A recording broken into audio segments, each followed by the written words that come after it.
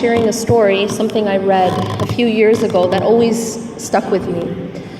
It was a story about a man. This is a true story. It was actually a news article.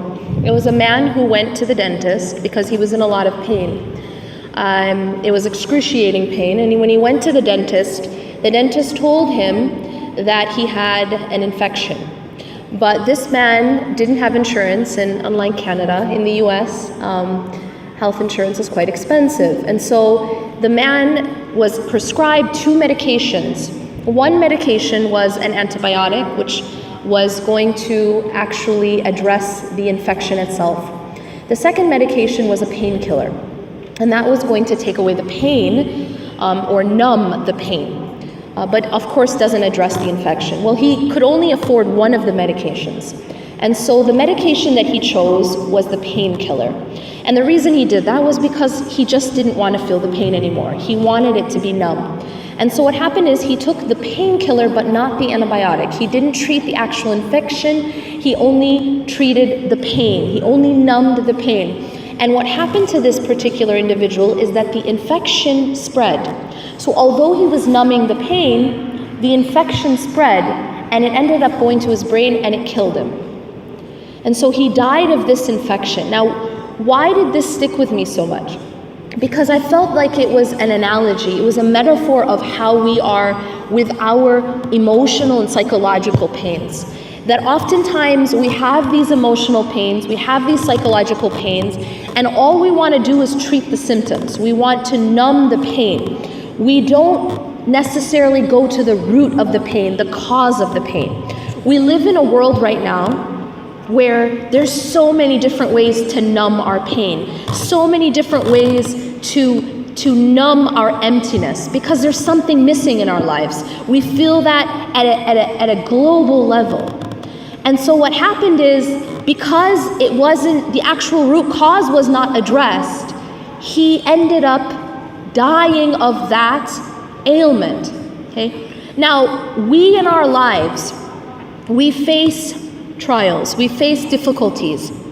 And Allah subhanahu wa ta'ala has put this thing called pain in us, and the purpose that pain serves, it's not meant to last forever, it's not meant to hurt us, but pain actually serves a purpose.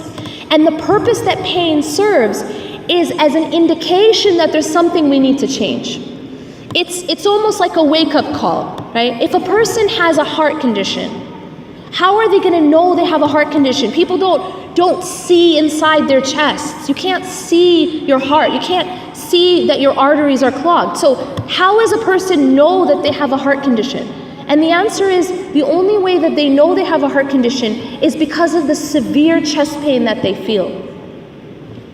So chest pain becomes an indicator. That pain itself is an indicator that you need to go to the doctor and you need to sort this out.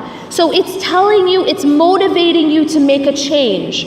Pain serves a purpose, and that is that it indicates to us that there's something we need to change. There's something going wrong that we need to address, and we cannot continue to ignore it. Because continuing to ignore it doesn't make it go away. A person may continue to take painkillers for their chest pain, but it isn't going to solve their problem. They have to go and address the actual issue. Many of us are suffering. We are suffering at a personal level, we're suffering at a collective level and a global level. But oftentimes we just work on treating the symptoms, right? There's so many ways to numb ourselves.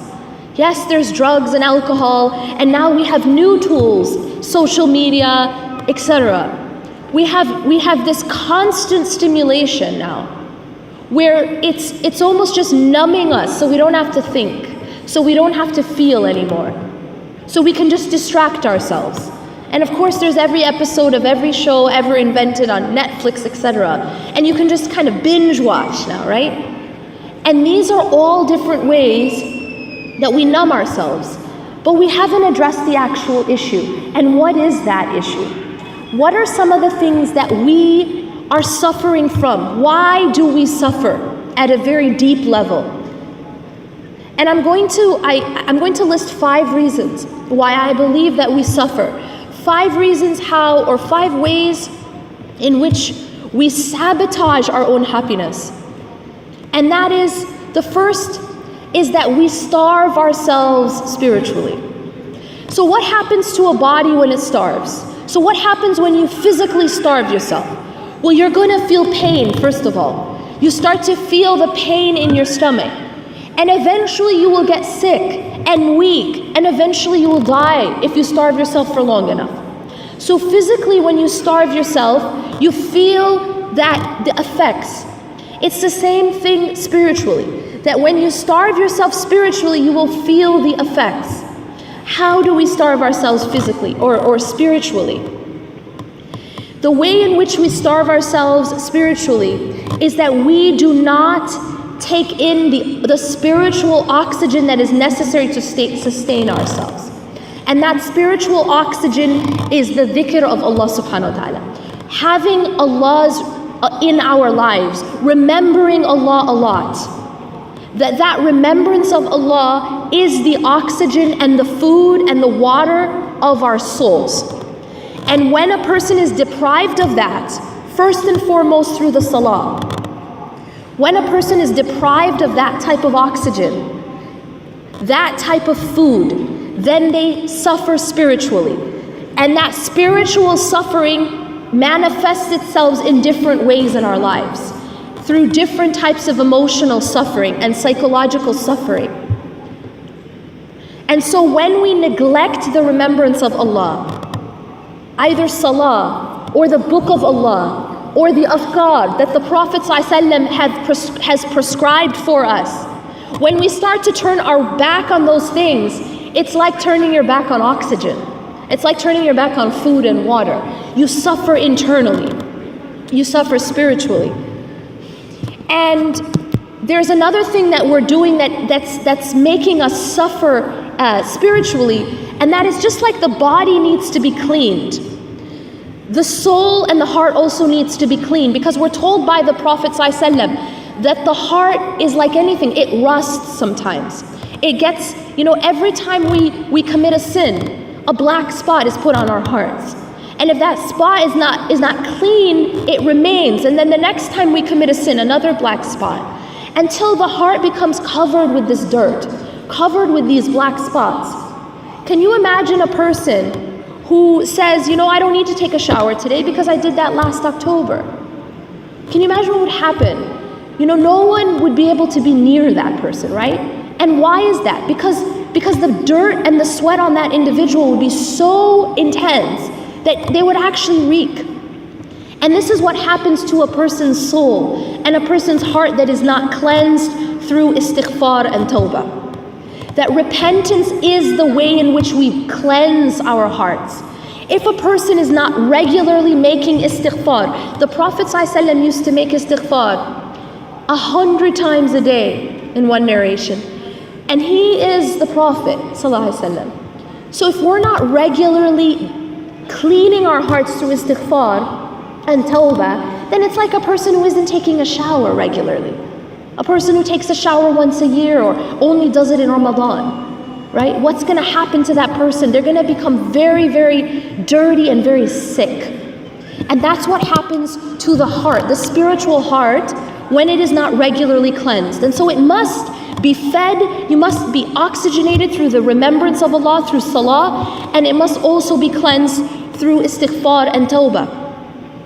Now the second reason that I believe we suffer deeply, and the second way in which we sabotage our happiness, is by the way we focus on things, by the type of focus that we have in our lives. Something that I always emphasize is this principle: what you focus on grows. What you focus on grows. When you're the type of person who's always focused on negative things, problems, what's going wrong, what you don't have, then such a person is going to have a negative outlook, and that negativity is actually going to grow, and it's going to affect them psychologically and spiritually. And this has everything to do simply with the focus.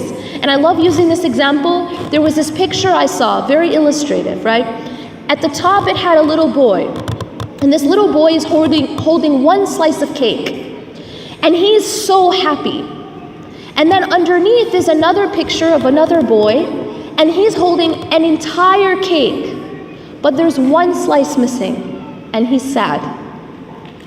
What is the difference between the two boys? The difference between the two is simply one thing, and that is their focus. One of them is focused on what they have, that one slice, and one is focused on what they don't have, that one slice. And ironically, which one has more cake?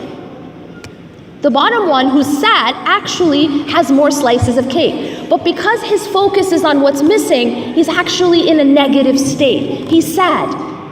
And so what you see here through this illustration is that it's about our focus. What do we choose to focus on in our lives? Do we focus on problems? Do we focus on negativity? Do we focus on the things that hurt us, the people that hurt us, and then repeat it in our minds over and over and over, all the different things that they did to us? Do we focus on the things we don't have and that other people have? Or do we focus on what we have and what is positive in our lives? This is completely our choice. Every single individual has both good and bad in their life. This is a promise of Allah subhanahu wa ta'ala. He says, Inna ma'al usri yusra. Inna ma'al usri yusra, despite many people's mistranslation, does not mean after hardship is ease. This particular ayah says, Inna ma'al usri yusra, which means that indeed along with the hardship is many eases. And so the hardship and the ease actually come together. Every single individual has both in their life at any given point. There is no individual in the world, and I stress in the world, who has it only bad. No one. No one, no matter how hard their life is, has it only bad. Similarly, no one, no matter how good their life is, has it only good. Everyone has both good and bad in their lives. And the question becomes, what do you focus on? And that is a choice you make. And what you focus on grows. And so it starts to actually become bigger and bigger in your life and in your psychology. And it affects your state very, very intensely. They say that one of the most effective treatments for being down is just keeping a gratitude journal. Writing down every day 3 to 5 things that you're grateful for has actually been shown in studies to improve, to even treat depression, to help treat symptoms of depression. And this has to do with just shifting our focus. Another thing that happens with this focus is a lot of times we become stuck in the past. This is one of the weaknesses that we have. Is that sometimes we become obsessed with the past and we get stuck there and we can't move on and we can't let go. This is another problem that we have in our focus, which actually sabotages our happiness in the present and in the future, because we get fixated on the past and we are not able to let go or to move on. You know, as they say, the past is a place of reference, not a place of residence. The past is intended to teach us lessons, but it is not intended to be our residence. We're not supposed to stay there. We're not supposed to get stuck there. We're supposed to learn and move on. Get the tools and move on and keep going, keep moving in your life. We have to be a people of movement. We cannot be a people of despair. We cannot be a people who remain fixated and stuck in the past. We have to be a people who move forward, a people of progress. Number 3, of how we sabotage our own happiness. We are way, way, way too hard on ourselves. Oftentimes, we beat ourselves up in a way that we would never do to others. Let me explain what I mean by this. Oftentimes, I have seen this pattern again and again and again, is that often we have a lot of compassion for others. We show mercy and compassion for others. When a close friend makes a mistake, we can be forgiving, perhaps, we can tell them, as long as the mistake isn't wronging us, of course, then we aren't so forgiving. But if the friend slips, does something she regrets, we can talk to her and be compassionate and have empathy often, yeah? But when we slip, when we make a mistake, we take out the whip. We are so easy to beat ourselves up. And one exercise I often ask people to do is imagine that the type of self-talk that we have, the way we talk to ourselves when we make a mistake, imagine for a moment if you talk to your closest friend like that, or your spouse, or your sister, or your brother, in the same way that you talk to yourself. What would happen to that relationship? Pretty much it would be destroyed, because the kinds of things that we say to ourselves when we're beating ourselves up, if we were to utter that to a friend when they slip, that relationship would be over. And this is how we sabotage our own self-esteem and our own relationship with ourselves and our own self-respect. We have to have more self-compassion. Number 4 of how why we suffer and how we sabotage our own happiness. And that is we spend a lot of time throughout our day, throughout our week, throughout our life, sipping on poison. Sipping on poison. What do I mean? The types of environments that we put ourselves in, the types of things that we are constantly exposed to on our social media, these are small little sips of poison. And what do I mean by that? Well, there's a large range of this type of poison. On one end are the things that are just blatantly haram. The things that we look at, the things that we see that are blatantly haram. That, of course, is the highest level of poison for the heart. To look at the haram. To take that input in. That's poison. Yeah? That's one side of the spectrum. That's clearly haram. The clearly vulgar types of things, and indecencies that you can see on online or in the media. Taking that in is like drinking poison. But then there's something sort of in the gray area, in the middle, where it isn't necessarily blatantly haram, but it's also not healthy either. And that is the obsession, the ultimate obsession with things like appearances. We have become more and more in this culture, in this society, and with the boom of social media, we've become obsessed with appearances. Obsessed with what people look like, what they're wearing. We have a filter for everything to make us appear perfect. And so there's this new obsession with appearing perfect, of how I look to others. And so what happens is, although there's nothing haram about following these things, constantly getting this input in our social media necessarily, it may not be haram. But what it is doing is it's shifting our focus of what matters most. See, you can follow all the different fashion experts, and I'm not up here to say that that's haram. But what I am saying is that from a psychological perspective, it starts to shift your focus of what matters most. If all that you're looking at every single day is fashion, if all that you're reading about and talking about and thinking about is fashion, then what happens is fashion, capital F, becomes one of the most important things to you. It becomes a focal point, and what it's doing is it's distracting you from what really matters. What really matters isn't what you look like or what you dress like. It's cool, you want to look a certain way, you want to dress a certain way. But what's happened is this has become a focal point. It has become an absolute obsession. And this is very dangerous spiritually. Because what matters, as we know, at the end of the day, ultimately, is not the appearance. It's what's inside. As Allah subhanahu wa ta'ala teaches us that He doesn't look at our appearances. He looks at our deeds in our heart.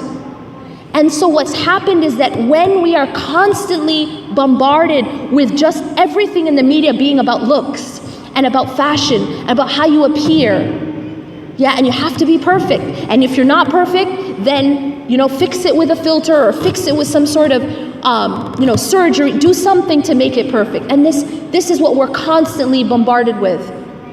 That what that does is it takes away from what really matters. And that is affecting us. One of the things that they found in one study, many studies in fact, is that people who are constantly, people who use social media more tend to also be more dissatisfied with their own lives. And the reason for that is simple. It's because you're constantly being exposed to essentially a photoshopped version of another person and their life. And then you're comparing it to your real life. So you obviously feel that your life and yourself and your family and your spouse and your house and everything like that is, it's inferior, because to you, you're comparing it to something that appears perfect. And so the more that a person is exposed to that, the more it affects them. Not only just does it affect their own happiness with their own life, but it also affects, at a spiritual level, your focus on what matters most. Another way in which we sip poison is by the type of company that we keep. One thing we have to keep in mind is the Prophet ﷺ said that your company, when you have good company, it's like entering a perfume shop. And you either come out with perfume or you smell better. That your company has a very profound effect on you. And he said that bad company is like entering a blacksmith shop. You either get burned or you come out smelling bad. And so our company is very, very important to the state and the health of our own hearts. Be mindful of what you're taking in from your environment, because a lot of us on a regular basis are constantly just sipping on poison. The things we're reading, the things we're looking at, the things we're listening to, the people around us, just the bombardment from every direction. Another thing I want to warn you against is this constant focus on bad news. I know there's a lot of bad news. And I'm not indicating that we shouldn't be aware, but I am warning you from a psychological and spiritual perspective that it is very dangerous to make that a focal point.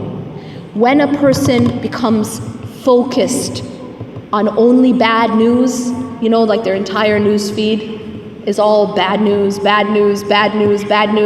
this tragedy, then that tragedy, then literally it could potentially never stop. Guess why? Because we now live in an age where we have access to anything that's happening anywhere in the world. That can become very overwhelming to the heart. And we have to be mindful of that and seek a balance in our lives. That not to make it a focal point, because if you do, it changes the way you see the world. And it starts to really weigh you down. And it can actually paralyze a person psychologically. Lastly, one of the reasons why we suffer at a deep level, one of the things that we do that sabotages our happiness, is that we take things and we love them as we should only love Allah. We take something other than Allah as our center of gravity. Whether that thing is our money, or our job, or our status, or our friends, or what people think of us, or our spouse, whatever it is, or power. We have a lot of issues when it comes to power and holding on to power. For example, in our masajid and our organizations, no one wants to let go. I heard some crazy stories about some masajid where people are trying to rig elections, weird things, because we don't want to let go of power. When we make something other than Allah our center of gravity, whether that's our money, our job, our career, our looks, our spouse, our children even, if we take anything other than Allah and make it our center of gravity, we suffer at a very, very deep level. Allah subhanahu wa ta'ala needs to be our center. And when Allah is our center, then we find balance in life. أقول قولي هذا واستغفر الله لي ولكم إنه غفور رحيم. سبحانك اللهم وبحمدك أشهد أن لا إله إلا أنت أستغفرك وأتوب إليك. والسلام عليكم ورحمة الله وبركاته.